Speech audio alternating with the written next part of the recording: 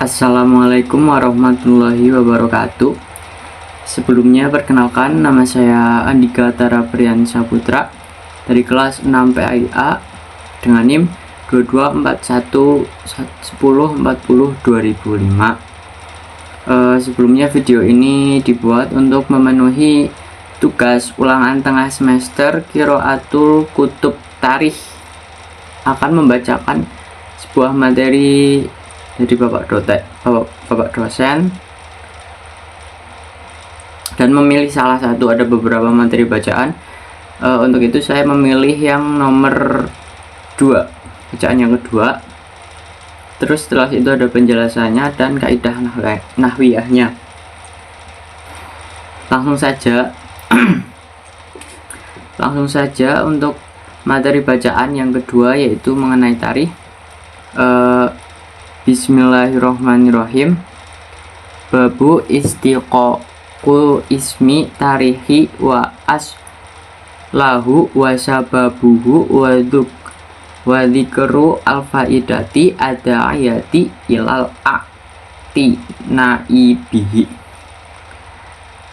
Qiraatu bi khata syaikhuna Abil Faraji Ghaithi ibni Ali ibni Abdissalami As-Suri qala qara'tu fi kitabi al-Kharaji ta'lifi Abil Farji Udamat ibni Ja'faril al-Kitabi qala tarihu kulla syai'in akhiruhu wa huwa fil waqti ghayatuhu wal mawdi'u alladhi indaha ilaihi.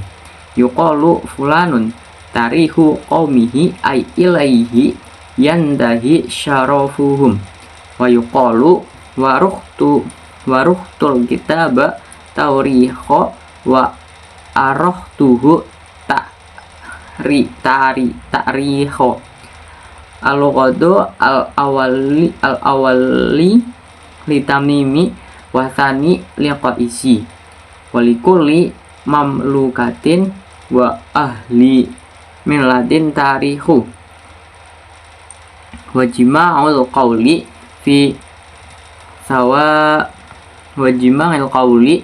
fi tawarikhihim annahum yu'arakhuna bil waqti alladhi tahdusu fihi hawadithu masyhuratun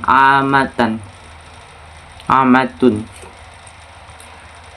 Untuk penjelasannya sendiri, yaitu teks ini menjelaskan mengenai makna dan asal-usul kata tarikh.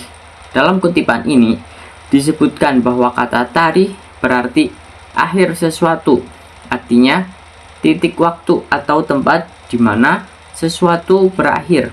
Ketika digunakan untuk waktu, tarikh merujuk kepada puncak waktu, yaitu saat penting yang menjadi penanda bagi suatu kejadian. Misalnya, fulanun tarihu qaumihi, artinya si fulan adalah sejarah bagi kaumnya. Maksudnya orang itu adalah puncak kehormatan atau penutup kemuliaan bagi kaumnya. Kemudian yang kedua ada bentuk bahasa atau lafadz dari kata tarikh. Disebutkan adanya dua cara pengucapan dalam bahasa Arab. Yang pertama, warahtul kitabi tawrikha, dengan huruf wawu di awal kata. Ini adalah dialek suku Tamim. Kemudian yang kedua ada arahtu al-kitaba tarikha, dengan huruf hamzah di awal kata. Ini adalah dialek suku Qais. Artinya kedua bentuk itu digunakan untuk mengatakan saya memberi tanggal pada kitab atau dokumen. Kemudian ada sejarah dan penanggalan dalam setiap bangsa.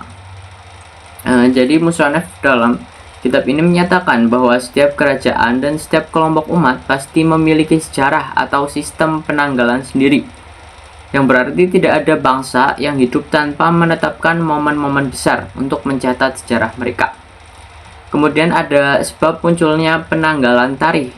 Inti atau Jima'ul Qawli yang disampaikan adalah mereka, para umat, kerajaan, atau bangsa biasanya mengambil waktu-waktu penting sebagai patokan sejarah. Peristiwa besar yang umum dan terkenal di antara masyarakat menjadi dasar untuk menetapkan sejarah atau kalender. Contohnya dalam sejarah Islam, orang Arab menggunakan tahun gajah atau Amul Fil, tahun saat tentara bergajah menyerang Ka'bah, sebagai patokan sebelum adanya kalender Hijriah. Setelah itu Umar bin Khattab menetapkan kalender Hijriah berdasarkan peristiwa hijrah Nabi Muhammad ke Madinah. Jadi kesimpulannya secara ringkas, teks ini itu menjelaskan tentang makna tarikh adalah puncak atau akhir dari suatu urusan, terutama dalam hal waktu.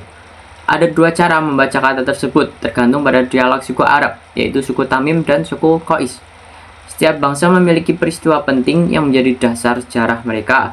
Kemudian manfaat sejarah adalah untuk mencatat, mengenang, dan menentukan waktu berdasarkan kejadian-kejadian besar yang diakui masyarakat.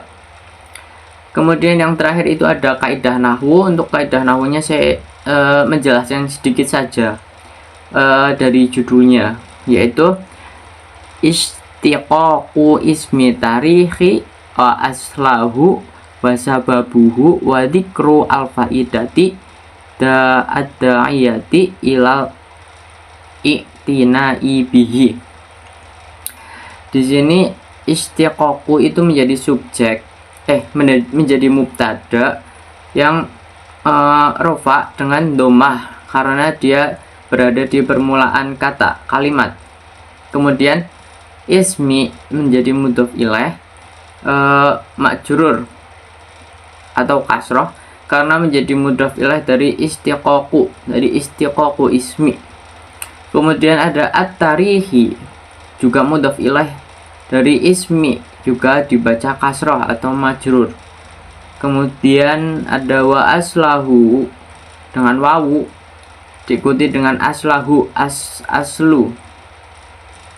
Aslu itu maktuf atau yang dihubungkan dan dibaca rofa karena mengikuti istiqaqu.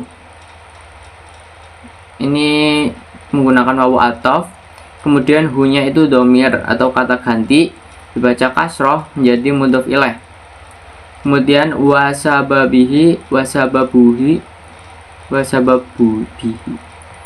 Kemudian ada wasababuhu. Wasababuhu itu sama seperti wa asluhu. Kemudian wa dzikrul faidati itu sama, dzikru sebagai maktuf dan juga rofa, dibaca rofa mengikuti istiqaqu, dan al-faidati menjadi mudhof ilaih dan dibaca kasroh. Kemudian ada ad-da'iyati itu menjadi naat atau sifat untuk al-faidati, majrur atau kasroh karena ikut majrurnya atau al-faidati, jadi mengikuti i'rabnya al-faidati. Kemudian ada ila a'tanai bihi. Ila itu sebagai huruf jar, kemudian al-a'tanai sebagai isim majrur karena huruf jar. Kemudian bihi jar majrur domir atau kepada al-i'tinai. Kalimat judul ini berbentuk jumlah ismiyah. Mubtadanya adalah istiqaqu dan khobarnya dipahami secara muqaddar atau khobar muqaddam yang berarti tersembunyi. Dalam kata ini banyak menggunakan idhofah, mubtada khobar, juga banyak silah mausul. Terima kasih. Mungkin cukup sekian dari saya. Kurang lebihnya mohon maaf. Wassalamualaikum warahmatullahi wabarakatuh.